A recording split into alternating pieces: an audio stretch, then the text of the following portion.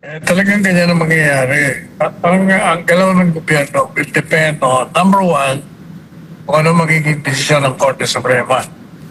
Pag sinabi ng Korte Suprema dun sa denial namin petition for writ of habeas corpus na illegal ang ginawa at mali yung pagsuko kay ating Pangulong Duterte at orderin ng mga opisyales na itinimanda na ibalik ang Pangulong Duterte, walang problema.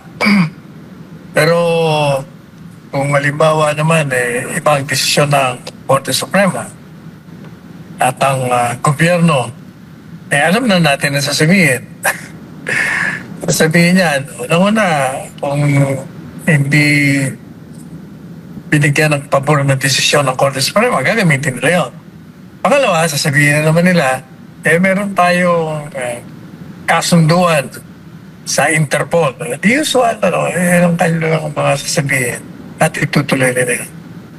Maliban na lang kung yung pagtanggi ng taong bayan ay maging visible, physical na makikita talaga. Kung halimbawa, yung INC, yung 1.8 million na lumabas noon ay lumabas na muli. At dagdagan pa ng iba't ibang grupo ng ating lipunan. Ibig sabihin talagang ang gobyerno, administrasyon, hindi maaari magsawalang talagang gagawa sila ng paraan para ma-neutralize. Otherwise, mapapalikat sila. Yan ang kasaysayan ng ating bansa na pag merong masyadong maling paggawa ng isang iloklok sa kapangyarihan at sakit na ang pasensya ng taong bayan, ito ay nag-aalasa. At dahil sila naglagay sa kapangyarihan, sila rin ang magtatanggal. So yan ang senaryo. Yes. Attorney Rizal, may nagtatanong dito, sabi ng isang nagtanong dito, kung mas malala po ba ang posible mangyari kung ang nangyari kay former President Rodrigo Duterte ay magyari din to sa ating vice-presidente.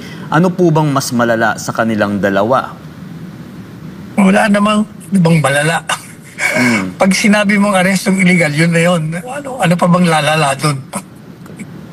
Wala nang hihigit doon sa pag-arestong illegal. Talagang kailangan bikot siya para mga panya dahil kanyang ama ay nakakulong.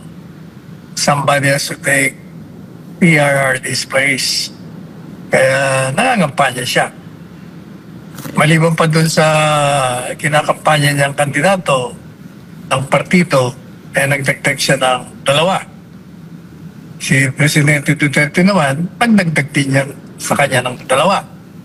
Ang inyong lingkod naman, ako naman ay Duterte 5 plus 2. Duterte 5 plus 2. Yung iba, Duterte plus 2 plus another 2. Okay? Sabi ko nga sa iyo, alam mo, sabi ng iba, nalilito sila. Iba daw, hindi.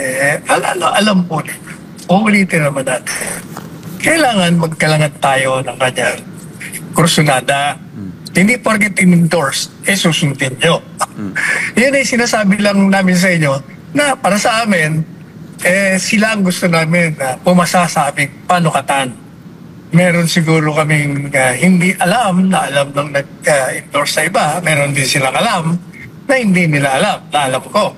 O kaya, tayong mga botante, meron naman tayong sariling mga talino. Yan kung gusto nila naman. Kung ayaw niya naman, wala pa rin problema. Basta sinasabi lang namin, para walang sisihan. Di ba? Yung mga in-endorso natin noon, mga nag-endorso noon, di ba? Puro nagsisisi na, tumihingi pa ng kapatawaran, nagkamali. Kaya mismong yung nag-endorse kayo, pag-aralan yung mabuti. Mamaya, susisihin nyo na naman ako dahil in-endorse ko. Ayan. Maraming salamat, Attorney Sal. At sa ibang balita ay hindi sang-ayon si Pangulong Ferdinand Marcos Jr. sa sinabi ng kanyang kapatid na si Senador Amy Marcos na ang illegal na pag-aresto kay dating Pangulong Duterte ay may political na motibo. Ayon kay Senator Amy Marcos, ito ay bahagi ng plano ng administrasyon para pabagsakin ng mga Duterte bago ang halalan sa 2028. At dapat imbestigahan ng ombudsman ang ilang opisyal ng gabinete dahil dito. Mariin namang itinanggi ni Marcos Jr. ang ganitong pananaw. Ang tanong po, attorney, ano ang masasabi nyo sa mungkahi ni Amy na dapat imbestigahan ng ombudsman ang mga opisyal na sangkot sa illegal na pag-aresto sa pagpapadala sa ating former president? Una-una, yung pagtanggi ni Pangulong Marcos Jr. sa payag ng kanyang kapatid, natural lang yun. Talaga namang umuo siya. Pangalawa, yung sinasabi politika, itong programang ito ang nauna sa lahat na nagsabi na ang nasa likod ng lahat ng paninira kay Inday Sara. Nung sinimulan pa lang yan, sinabi na natin sa programa kami ni Ana na yan ay politika lahat yan. Kailangan nilang siraan si Inday Sara at ang kanilang tinutuunan ay ang 2028. So, tayo pa nga nagsabi, hindi malayo na ito, tatanggalin nila i-impeach. Nangyari nga na lahat yun. At susunod yan ay si PRD, nangyari na rin yun. Lahat nga nangyari na eh. At ang programa natin ang naon ng lahat na nagbigay ng pagsusuri niyan. Yes. Ngayon, yung pangatlo, ano mo yung Senate investigation na yan? Yun ay nilunsad ni Amy Marcos.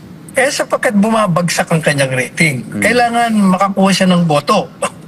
Dahil nga sa kanyang mga patumpik-tumpik o pabago-bago at pag mamangka sa dalawang ilog, nasira siya doon.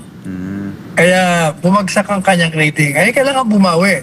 So, nagpa-imbestiga siya at doon siya nagpapapel para makakuha niya ang boto. Hopefully, sa kanyang pananaw, makabawi siya. Pero gaya ng sinabi natin, yung investigasyon, wala ka namang makukuha bago doon. Sapagkat lahat na natuklasan doon, alam na ng lahat. Pinag-aara, sinasabi lang, ano ba? Illegal? Dati namang illegal, lahat. Kaya madami nang nagsabi niyan. Programa natin, programa ng iba, mga nagsusuri. Ang nagsasabi lang na hindi illegal, siyempre yung mga kalaban, yung mga abogado na nababahiran ng politika kasi ayaw nila si Duterte. Kaya kahit na alam nila na mali, nagbibigay sila ng kinokorek nila. Kagaya, alam mo, may napanood na naman ako kagabi. Itong dating Justice Tony Carpio. Ito, love natin to. Dahil proud natin to, simpar ito. In-initiate ko pa ito. Magaling. Dating Justice. Pero yan ang problema dahil galit siya kay Duterte, hindi sila magkasundo ever since yung kagalingan niya, nababago. Like for instance, sabi niya, ini-interview siya. Tinatanong siya tungkol dun sa 9151, yung Republic Act. Kasi sinasabi niya, wala namang nakalagay doon na, kasi yung 9151, sinasabi doon na ang gobyerno pwedeng mamili either usigin mo yung nagkamit ng krimen laban sa humanity or isuko mo sa international court. Dalawa.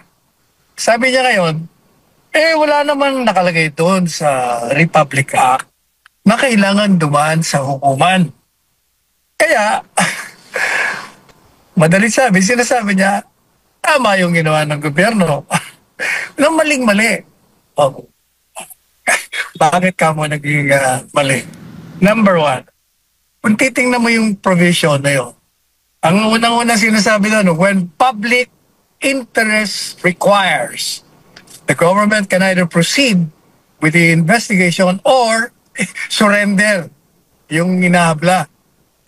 Ang tanong, kita mo, umpisa pa lang when public interest requires, how can it be in the public interest kung isusuko mo ang isang mamayang Pilipino sa isang dayuhang tribunal na mayroon kang sistema legal dito sa ating bansa na sinasabi ng gobyerno malusog. Doon lang, sira na siya doon. Pangalawa, sinasabi pa doon na pwede mong isuko ayon sa tratadong pinagkasunduan ng dalawa. Hindi ba sa tratado nga, nakalagay doon, kailangan dumaan ka. Yung extradition treaty, kailangan dumaan ka sa lokal na hukuman. At doon din sa ICC, na may tratado din tayo, kailangan din dumaan sa lokal na hukuman. Yan ang sinasabi natin na nababahiran yung mga kagalingan ng mga ito sapagkat ayaw nila si Duterte. Kaya yung kanilang mga opinion palaging pabor, laban sa